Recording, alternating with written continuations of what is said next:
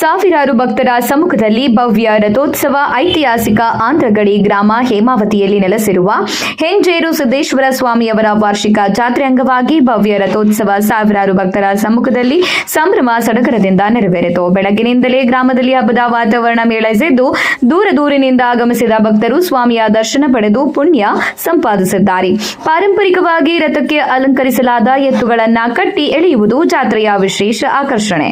ಬಸವಣ್ಣನಿಗೆ ಸಾಥ್ ನೀಡಿದ ಭಕ್ತರು ಸ್ವಾಮಿಯ ರಥದ ಹಗ್ಗವನ್ನ ಹಿಡಿದು ಎಳೆಯಲಾರಂಭಿಸಿದಾಗ ಹರ್ಷೋದ್ಗಾರಗಳು ಮುಗಿಲು ಮುಟ್ಟಿದ್ದವು. ಮೂಲ ಸ್ಥಾನದಿಂದ ರಥಬೀದಿಯ ಮೂಲಕ ಬಸ್ ನಿಲ್ದಾಣದತ್ತ ಸಾಗಿದ ರಥದತ್ತ ಭಕ್ತರು ದವನ, ಬಾಳೆಹಣ್ಣು ಎಸೆದು ಭಕ್ತಿ ಸಮರ್ಪಿಸಿದ್ದಾರೆ. ಜಾತ್ರೆಯ ಮತ್ತೊಂದು ಪ್ರಮುಖ ಘಟ್ಟವಾದ ಅಗ್ನಿ ಕುಂಡ ಕಾರ್ಯಕ್ರಮವು ಭಕ್ತಿ ಭಾವದಿಂದ ನೆರವೇರಿತು.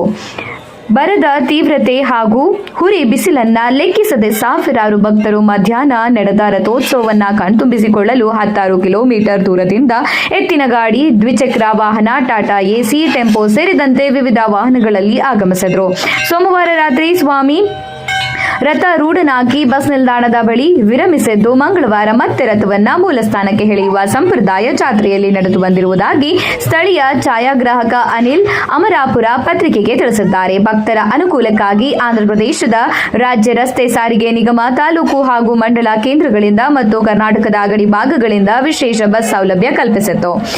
ದೇವಸ್ಥಾನ ಟ್ರಸ್ಟ್ ವತಿಯಿಂದ ಸಾವಿರಾರು ಭಕ್ತರಿಗೆ ಅನ್ನ ಸಂತರ್ಪಣೆ ವ್ಯವಸ್ಥೆ ಮಾಡಲಾಗಿದ್ದು, ಹರಕೆ ಹೊತ್ತ ಭಕ್ತರು ಬಿಸಿಲ ಝಳಕ್ಕೆ ತತ್ತರಿಸುತ್ತಿದ್ದ ಜನರಿಗೆ ಉಚಿತವಾಗಿ ನೀರಿನ ವ್ಯವಸ್ಥೆ ಕೂಡ ಮಾಡಲಾಗಿತ್ತು. ಹಾಗೆ ಅಲ್ಲಿನ ಜನರು ಮಾನವೀಯತೆಯನ್ನ ಮೆರೆದಿದ್ದಾರೆ. ಒಟ್ಟಾರೆ ಹೇಮಾವತಿ ಜಾತ್ರೆ ಭಕ್ತಿ, ಸಂಪ್ರದಾಯ ಮತ್ತು ಸಾಮೂಹಿಕ ಸೌಹಾರ್ದತೆಯ ಸೊಬಗನ್ನ ಮತ್ತೊಮ್ಮೆ ಪ್ರಪಂಚಕ್ಕೆ ಪರಿಚಯಿಸಿತು.